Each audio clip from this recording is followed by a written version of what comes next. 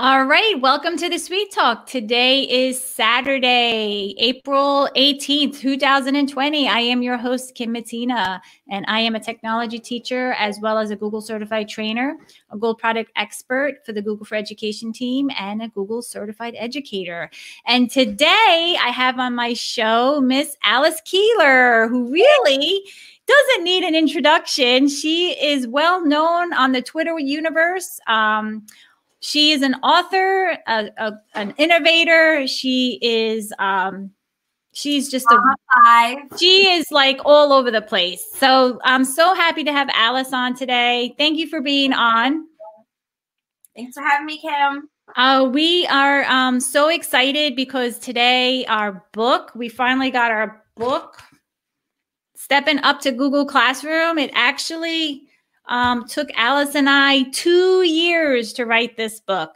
And we wanted to bring this book to you guys to, to learn Google Classroom in this time in education with everything going on. We felt like it was our duty, right, Alice, really to make this book available as soon as we can.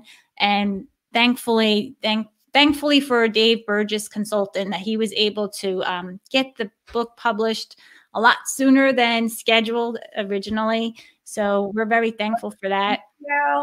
Yeah. But we're really happy about giving you guys this opportunity to get in this book.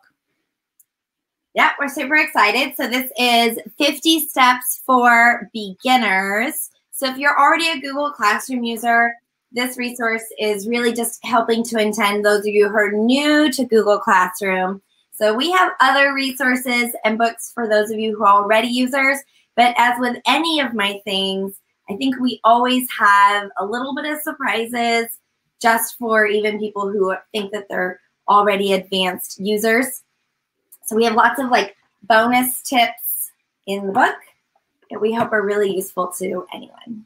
And honestly, we don't just talk about, G Suite tools. We do talk about other tools as well. The diagrams in here. I'm gonna find it.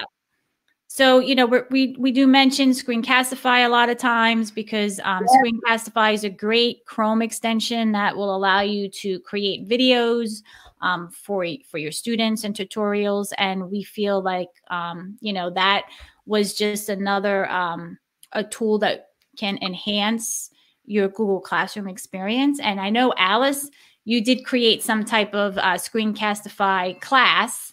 Yes, screencastify.com/genius.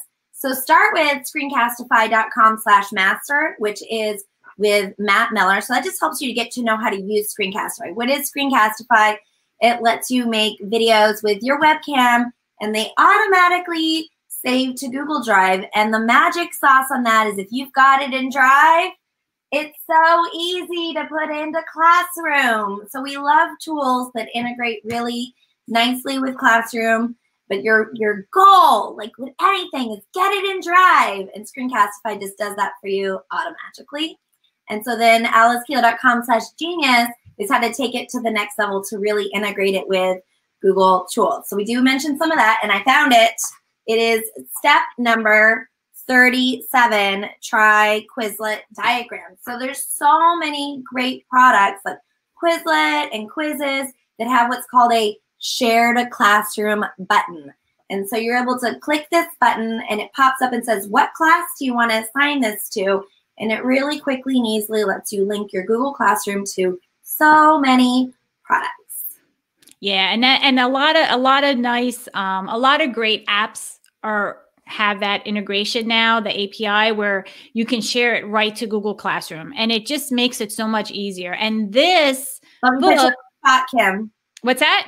Let me put you on the spot. I mentioned Quizlet, you said Screencastify, and I had did I say Quizzes? Quizzes, Q-U-I-Z-I-Z-Z. What is one of your favorite tools that integrates with Classroom? Well, let's see. Edpuzzle. Edpuzzle. Edpuzzle does. Can you explain what Edpuzzle does? What's that? Can you explain what Edpuzzle does? This is a really great tool for remote learning.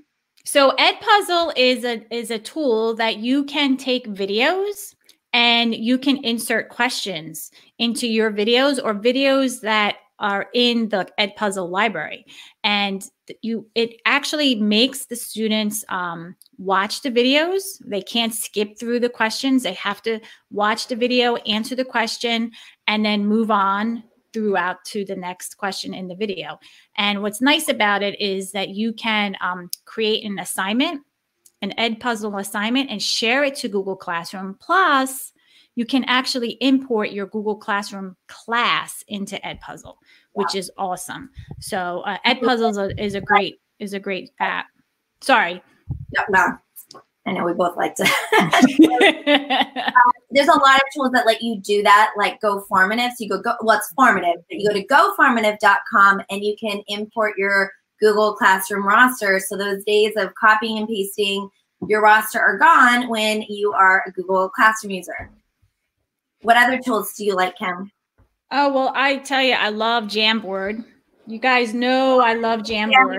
More than Kim. And the bad news is it's not the book. But that's going to be for the next book. For the next book, because this is really 50 steps to getting started, and it is not 50 tips or 50, like my first book is 50 things you can do with Google Classroom. And that book, you can open up to any page and just really understand, like, what the heck is Google Classroom? But what it didn't do, my first book, is walk you through setting it up. So this is literally steps. Step 1, do this. Step 2, do this. So Kim, do you want to share some of the mindset of how we put the steps together?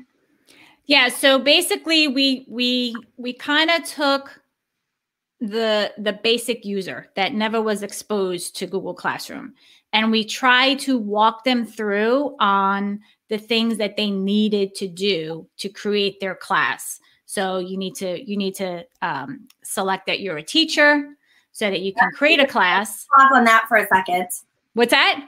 Let's pause on that one for a second, because both Kim and I do the Google Classroom forum. So when you go to the question mark in the bottom corner of Google Classroom, which I want you to do every day, find the question mark down in the corner and go to, now they've changed it. It says request feature. Like, does it say report a problem or request feature? Is that what it says now? I think, yeah, it says report a problem or request a feature. Yeah. It used to say send feedback. And I'm having a hard time. You know what? That's the joy of being a Google user. It just keeps you sharp because they always change what it used to say. So now it says something else. But anyway, when you click that question mark, one of the options is to send feedback. But another option is to ask a question. And that takes you to the forum. And both Kim and I are some of the teams of people that answer those questions in the forum. And I think we see quite a lot of, I put myself as a student, how do I undo it? So Kim, how do you undo that? Well, unfortunately, you can't do it yourself. You have to actually contact your organization's Google administrator, and they have to add you to the Google Classroom Verified Teacher group that's in the console. And then once they do that, then you can create and join classes. If you select that you're a student, you could only join a class. Students can't create classes. However, I do want to say teachers can be a teacher and a student, which is important. So, and I think one of the best ways to learn Google Classroom is to learn it as a student. So Kim and I have set up a Google Classroom that has, I think, 9 example assignments in it. So it's just a real quick and easy jump in, see how you would interact with Google Classroom as a student. And if you will email myself or Kim, message us, we'll give you the code to join so you can see what it looks like from the student perspective. Yeah, and you know, it's funny because I hear constantly that teachers want to know what the students see because the teacher view and the student view is totally different. And then unfortunately, teachers can't see that view unless they have a test dummy account. Yeah, it's real nice. You could get your school apps admin who sets up all the accounts. Now, I used to teach at Clovis High, and we were the Cougars, and so our test student was always Joe Cougar. So right, load Joe Cougar up into every teacher's Google Classroom to allow teachers to see what it would look like from the student side, but you would need the school to help you set that up. So what I say, Alice, which is even better, is to leave the team feedback on this request, because it would be so easy if the teacher had a switch view to a student view in their dashboard so that they can actually see what the students see within their account. So leave the team feedback on that. You just brought that up. How about you and I go back and forth on just a quick couple of things that we see all the time that we have to unfortunately answer with leave the team feedback. Ready? I'll go first. Okay, you put me on the spot now. I have to remember. Second to think of one. Alice, how come the header when I upload my own picture dims? There's send the team feedback. That is not something that we have control over. And so, Kim, what's one you got? I hear in the forum people want to have better comment notifications. So when students leave comments, they want to be able to see the comments right on their dashboard. They don't want to be able to go into their email and check their email. They want to see the comment notifications in their dashboard somewhere. Yeah, totally. So leave the team feedback. Go. Make sure you go in and you click that question mark in Google Classroom all of the time. So the one that says report a problem or request a feature, they read, the Google Classroom team reads every piece of that feedback. So don't complain to us. Ask, request. And you only want to say one thing per time that you click on when you want to request a feature, because they tag it. And they're looking for patterns where a lot of people are requesting the same feature. So if I could just throw in my favorite feature request is I am dying for Control-Enter. So when I type in a private comment, which is the best part of Google Classroom, private comments, I want it to send the comment so I can quickly go to the next student. So fill it out often. And then if you do the ask a question, it actually goes to the forum where Kim and I and a whole other team of people might respond to it. So it's two different outlets. Yeah, definitely. And honestly, like Alice is right. The Google for Education team, they're wonderful. They actually, they do prioritize all of the requests. They do listen. And if we have a question, we escalate it to the team and they get back to us like right away. So they've been great to work with. I know now, the team's been flooded with so many different users. The demand has been really high at this point, but understandably so. A lot of people are using the platform at this point, and they do respond. They do listen. I do have to say that if you have an error message, please leave.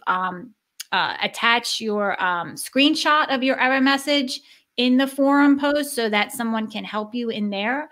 And also when you leave the team feedback through the question mark on the bottom, you can always attach a screenshot of what you're actually showing on your screen to the team as well. So we do mention that in our book as well, leave the team feedback so that they can continue to make improvements and make the platform much better.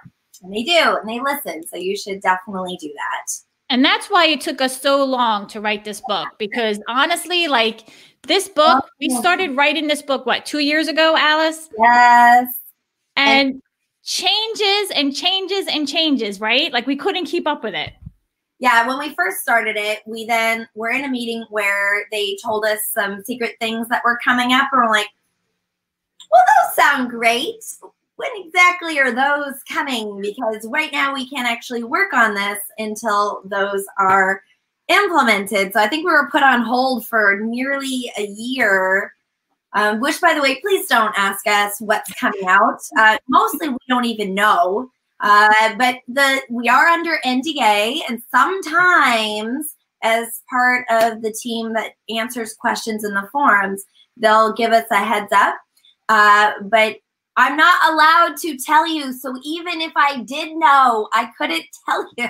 I know. Exactly. route always is, if you want a feature, is to click the question mark and request a feature, and they do listen. Now, for example, when our book came out and it was available on Amazon, what new feature was integrated with Google Classroom? Oh yeah, literally the day it came out. Right? Yeah, that's like Murphy's Law. They'll do a product update. So that feature will be for book 2. Work some of the kinks, yeah. Exactly. It'll give them time to work out the kinks. But yeah, that feature is now available in Google Classroom. If I could just throw in, like, there is no Jamboard and there is no Google Meet in the Stepping Up to Google Classroom, but you'll also know there's a lot of other things missing from the book, because we figure as a new user, you want to get started and not just overwhelmed with every possible piece of information that you could know. Kim has on her blog, and I have on my blog, all kinds of advanced and free tips of how to use Google Classroom. But if you want to be step by step, here's the series of progressions of how I use it. And we don't just tell you what to click on, but you know, digital is different. It's a different medium. It's not taking your face-to-face class and putting it online. And so you come at it with a different mental approach. And that's what we're really trying to help you do, is really think through the sequence of interacting with students, as opposed to, how do I just put my stuff online? Yeah, that's exactly how we both felt. Like we had to compromise a lot on the 50 steps, right? How many we have, and then you got to cut down to 50. Yeah, we had a lot. And, you know, but we had to think, like, as a beginner, what is really essential for the beginner user? And, you know, like Alice said, like, you're not going to see rubrics in here. You're not going to see originality reports in here. You're not going to see, you know, different advanced features. You're going to really find the basic features of you getting started, you interacting with your students, you interacting maybe with co-teachers, you know, creating conversations, creating assignments in here, and really becoming assignments where we try to get you to first think about collaborating, interacting as your first assignment types. Because again, you know, it's like, I didn't even know you could do that with Google Classroom, and it allows you some options that you didn't even know were possible. Right. So it's definitely, you have to think a little bit differently when you're digitizing your class using this platform, because we wanted to try to make you see things in a different, like a growth mindset, and have a different perspective, and then try to engage your students in a different way, right? Maybe in a way that you didn't do before. So we give examples. We sure do, like creating assignments for multiple classes, but then we want to help you to get past that. Like, just have students mark it as done. It doesn't have to be a digital assignment. In fact, you know, paperless is not a pedagogy. That's one of my key phrases. You know, obviously there's so many great paper activities that you do, class discussions, and things that don't happen online all of the time, but students can still mark it as done in Google Classroom, and that gives you the advantage of a place to provide digital feedback. So even if the assignment wasn't digital, it allows you to have interactions with students anyway. And I'm glad you bring that up, Alice, because in the book, I don't remember what step it was. We do mention. What's that? I just got it yesterday. But I'm glad that you brought that up, because we do mention in the book that you should create a non-digital assignment. Totally should. In fact, that's a good place to start. It's not changing everything you're doing, but thinking about interacting with students. So take what you are doing and just ask students to say, yes, I did that. Right. And then you can leave feedback in there, like you were saying. So yeah, because I see that a lot in the forum as well. Like, the teachers want to use what they're doing on paper, or maybe in a different way. And how do I make that into assignment in Google Classroom where I can give them feedback and a grade? Well, that's it. You just create an assignment, you put your directions in the text box, you give them your expectations, and then you just tell them, mark it as done. That's it. You know, keep it simple. That was like our motto. Keep it simple. Keep it simple, you know, don't jump in the deep end all at once. It's just kind of give yourself a chance to learn the platform and how to have conversations with students. So when you look at John Hattie's list of what improves learning, way up at the top is relationships with the teacher, right? And so I like to take that approach, is interacting with students as my first call to action, and then thinking about how I collect work as my second. And feedback is so important. Those interactions and feedback and allowing kids to comment is important, you know. And again, you may have to go over leaving feedback in private comments. But again, like in the book, we do recommend that you go over your digital etiquette with your students, digital expectations with them. Make sure that they're aware, like, hey, this is a learning platform. This is not Facebook or anything like that. This is our classroom environment, and we need to respect it that way. So, you know, you have to prep them and go over those things as well, just like you do on the first day of school. Totally. And I just would like to throw in, though, that while this isn't Facebook, it is. I mean, I'm 43. How many of my 40-year-old friends don't know how to be respectful online? It's just not a natural skill to, how do you act towards someone when you don't see them face to face? I'm sure, Kim, you've had instances where someone posted something that you're like, you wouldn't say that to my face. You just wouldn't. And we want to help students to know how to behave online before they're thrown out into the social media world. And I'll just tell you, I remember, oh my gosh, I have 5 kids. My oldest is 16 and my youngest is 7. And my now almost 13-year-old, I think she had to be like 7 at the time. And I go in the backyard and she's got her My Little Ponies and she's making a YouTube video. Of course she is. And she's like, and my address is, no, no, we do not put our address on YouTube. And she's like, but how do I get fan mail? I'm like, babe, it is not about fan mail. It is about likes. Oh. And so when we talk about them having some sort of social media presence outside of school, that really does start as young as 7. My current 7-year-old has his own YouTube channel. Now, of course, we help him create that, but that was really because he insisted on it. He thinks he knows everything about YouTube. And so then helping kids at every age understand how to behave politely online is essential for kindergarten through every grade level. And Google Classroom is the perfect place to let kids make mistakes. So we both encourage you to leave comments on. And when a kid leaves a comment that's not so awesome, that's not evidence to turn it off. It's evidence that we need to teach kids these skills before they're putting it on Facebook and making themselves look unemployable. Exactly. And again, like, just because these kids are digital natives doesn't mean that they know how, they have the etiquette. You know, they still need the guidance. They still need the resources to teach them appropriate behavior. So well, kids know how to upload a YouTube video. Do they know how to turn in an assignment to Google Classroom? Those are not the same skill sets. No, definitely not. Definitely not. It's a whole different platform and it's a whole different audience. And, you know, you have to be able to adjust to what your audience is. And when a student's in school, Google Classroom is the platform. The teachers are the audience, and actually their peers are the audience too. So they have to, you know, act appropriately. They have to be respectful.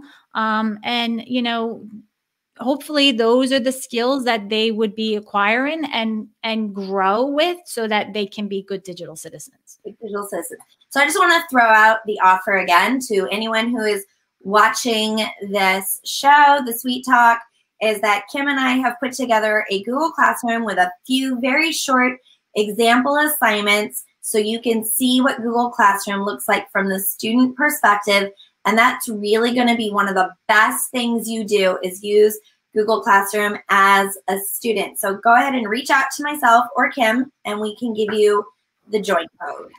And what's cool about that classroom is that you get to interact with us, you get to interact with other educators, and you get to see and have a different feel of some of the assignments that are in the book.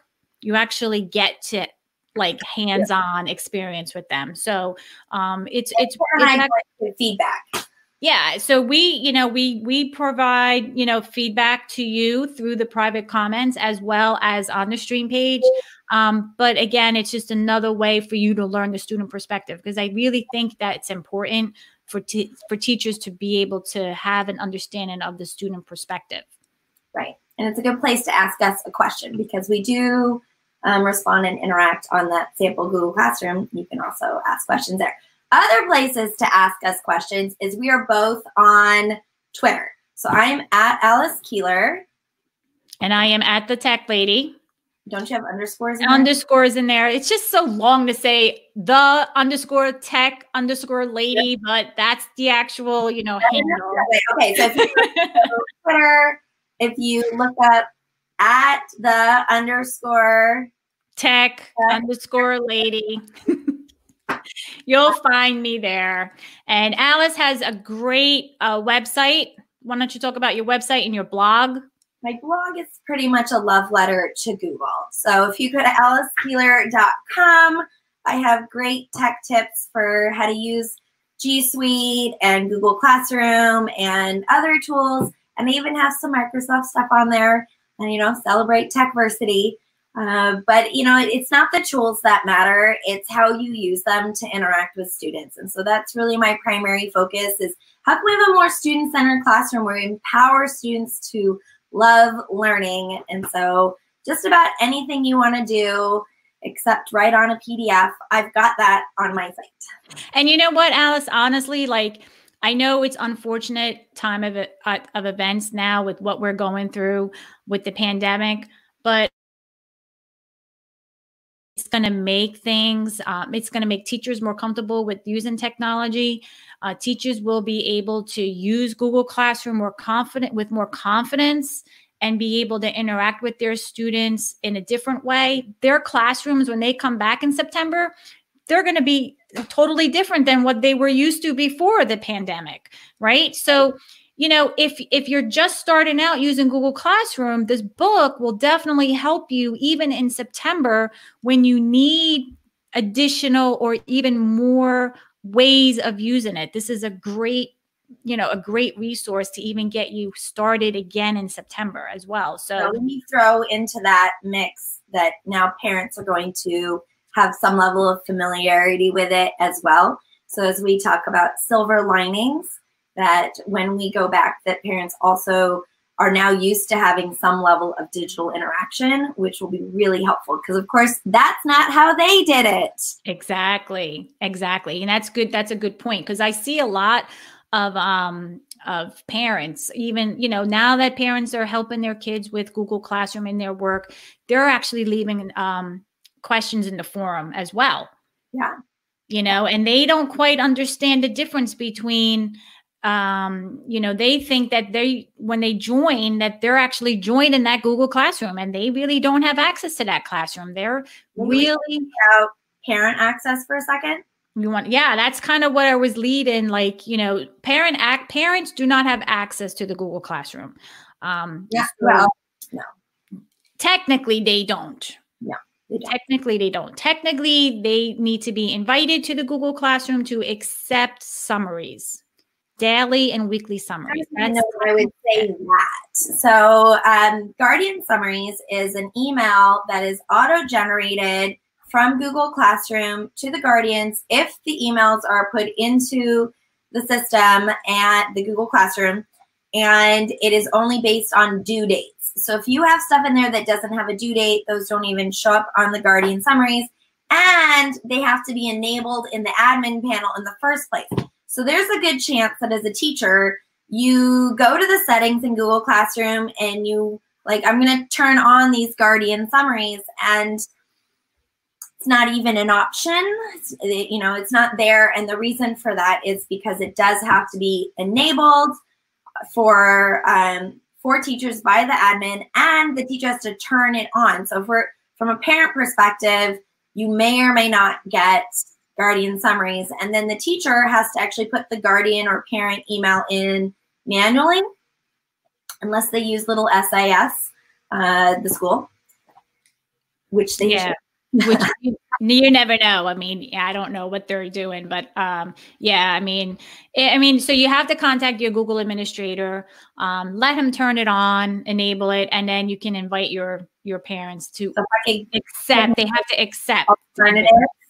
They have to accept the invitation to receive email summaries, either on a daily or weekly basis. They don't actually have access to the Google Classroom. Right. So it would just be an email summary. So one thing you can do as a teacher is go to the People tab in Google Classroom, click on any student, and in the upper right-hand corner is an email icon with the option to send a work summary. So that's independent of due dates. So again, the guardian summaries have to have a due date on the assignment for it to show up in that weekly or daily summary email, but the work summary does not.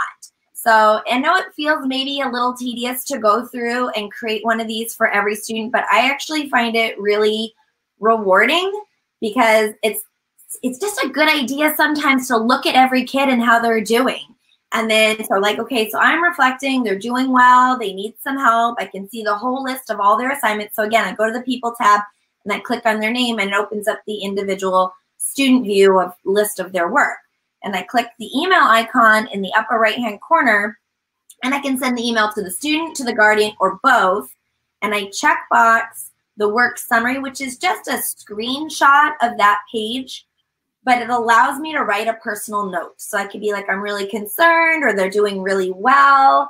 And it's just a really nice way for you to maintain some communication with parents and send them that progress report.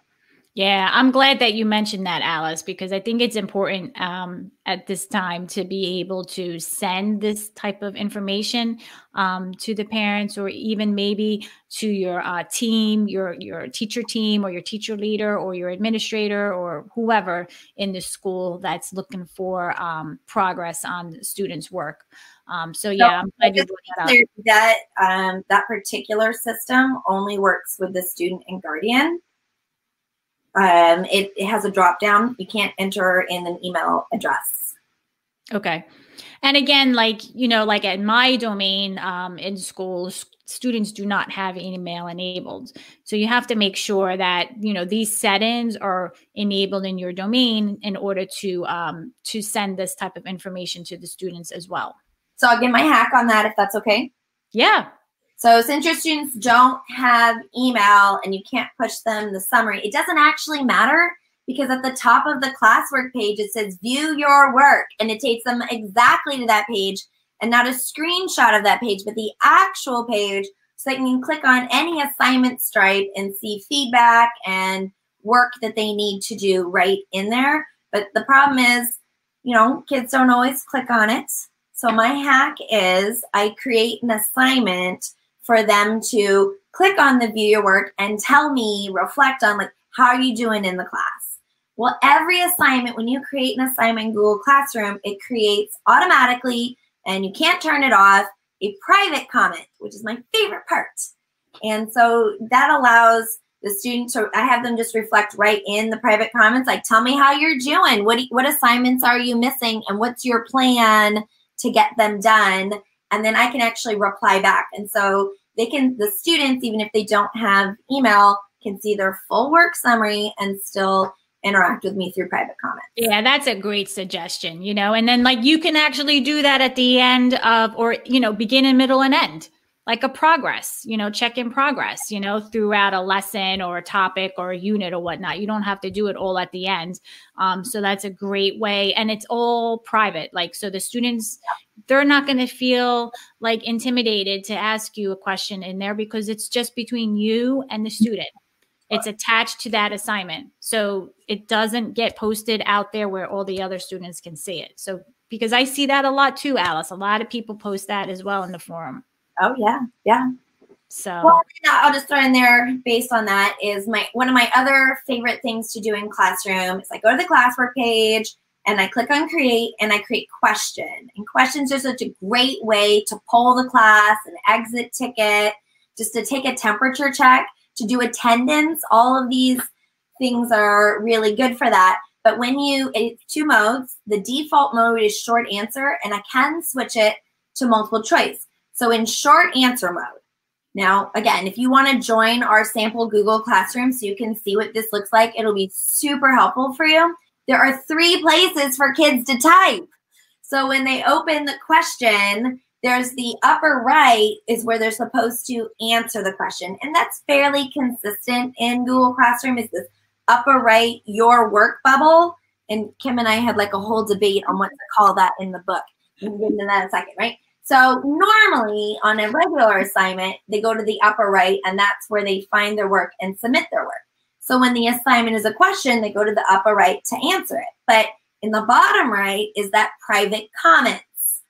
And then on the left side is class comments. And it's pretty easy to feel like you're supposed to type it into the class comments because you see the question and right below it is class comments. So you think that's the right answer.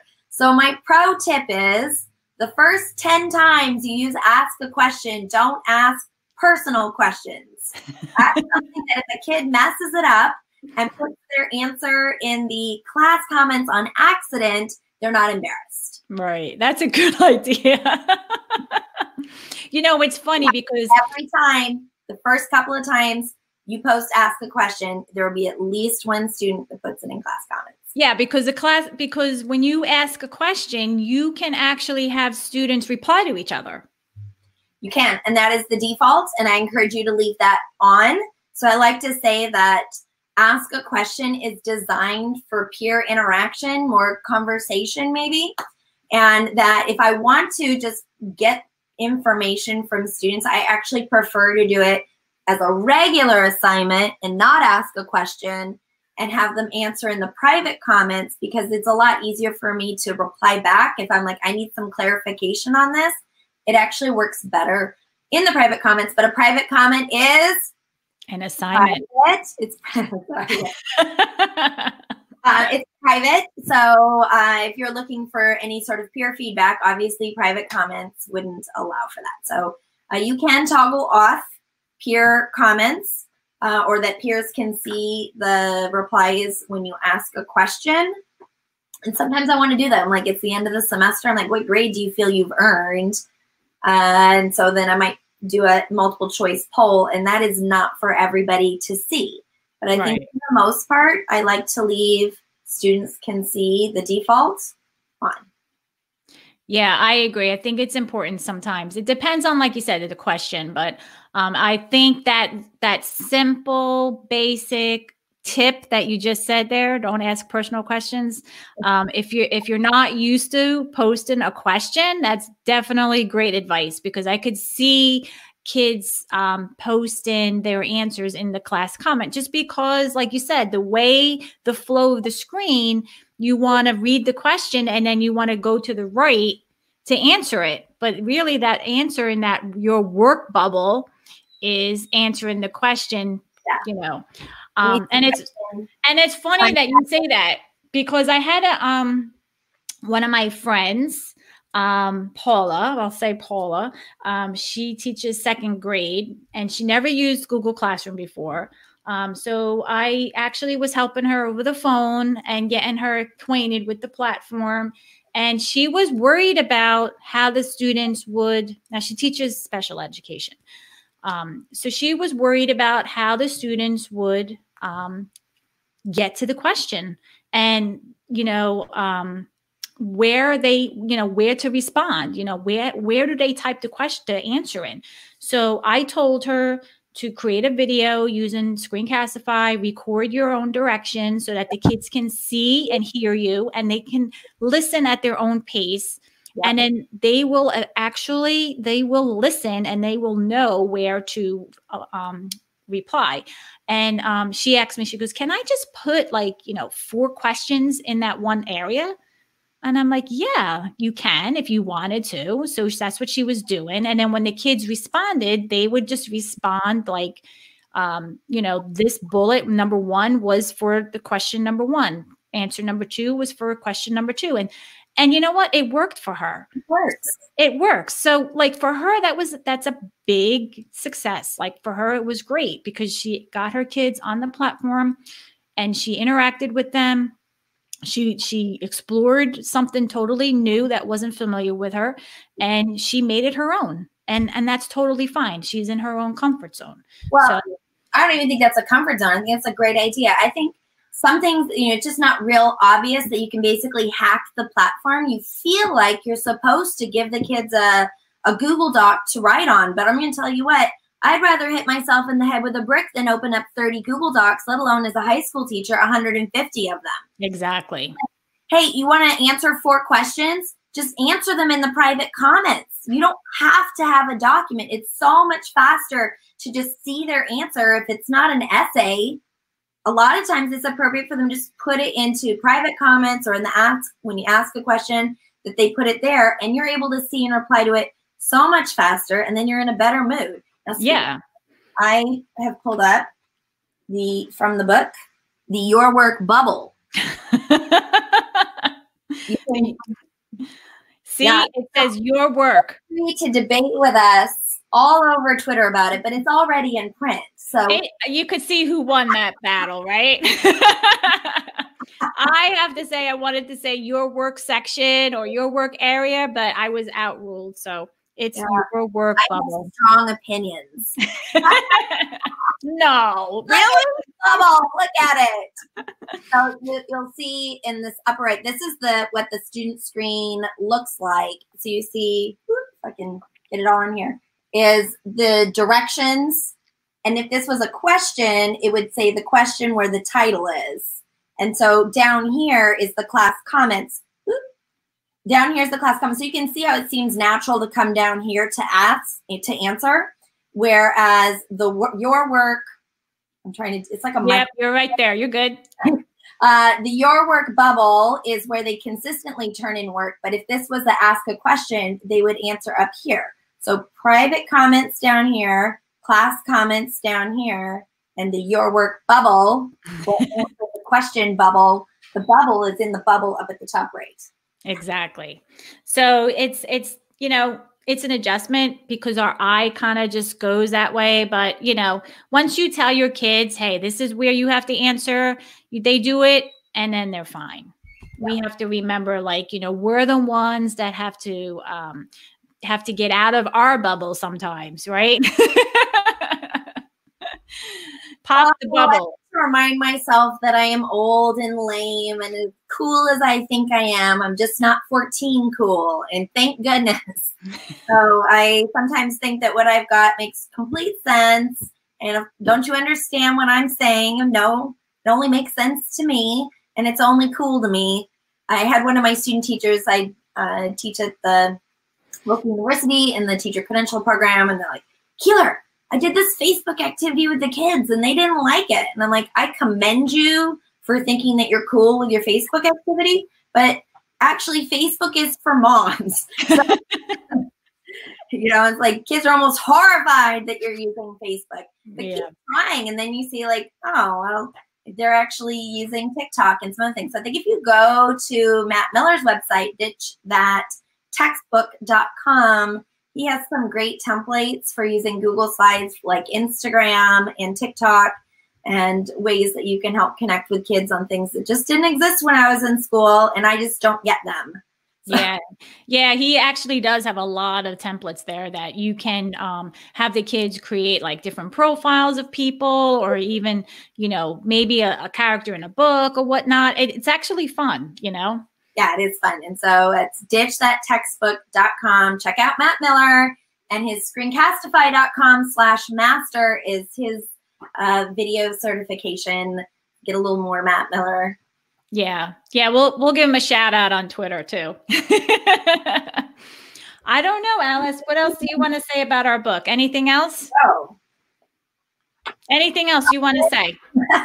What?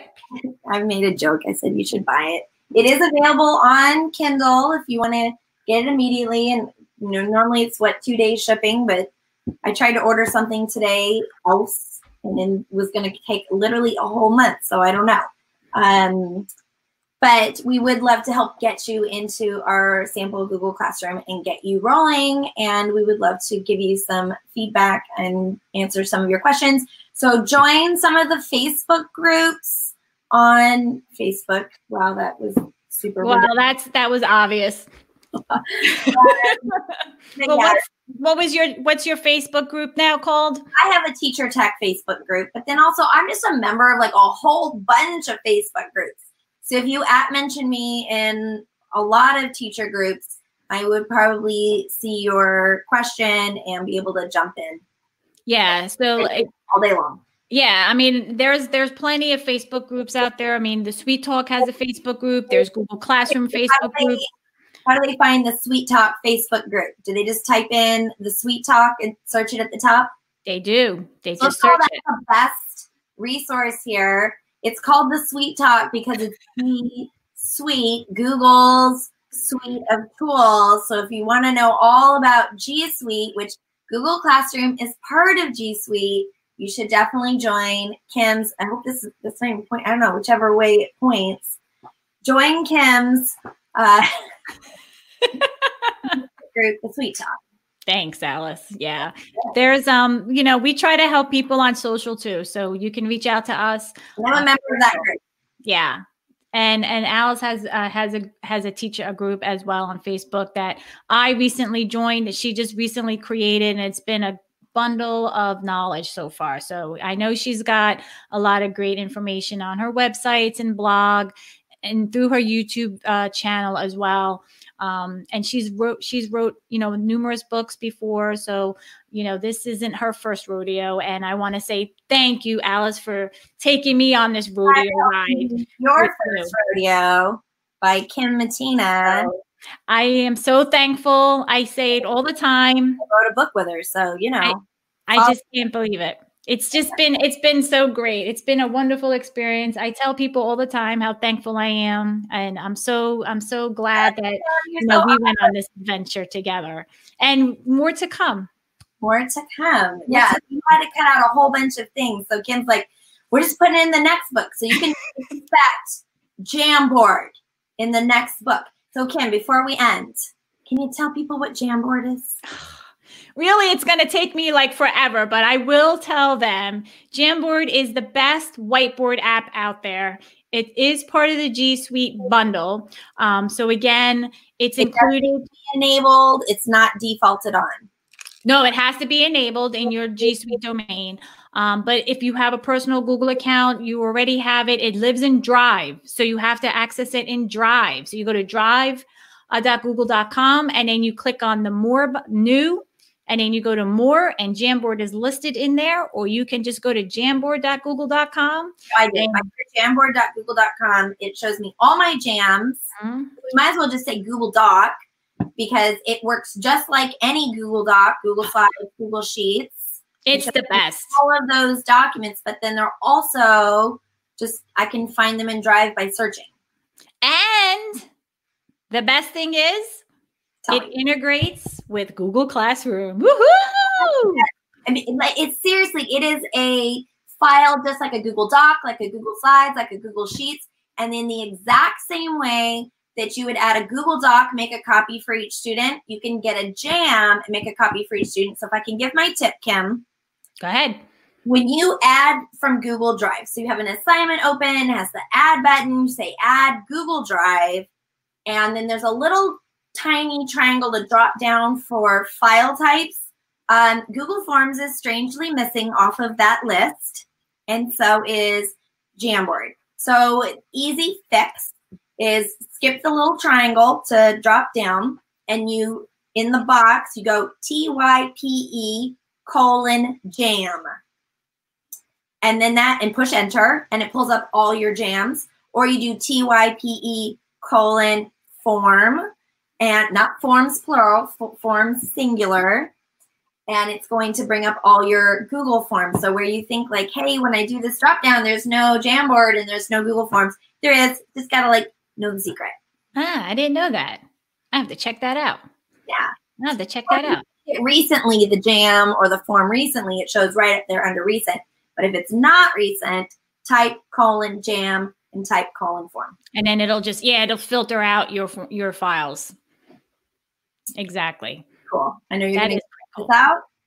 You are too funny, Alice. I don't know what else you have up your sleeve, but every time I talk to you, whether it's through something like this or just like our general, socializing on a Friday night, I always learn something new from you. That's because all the time. We have a good time on a Saturday night is making graphic organizers.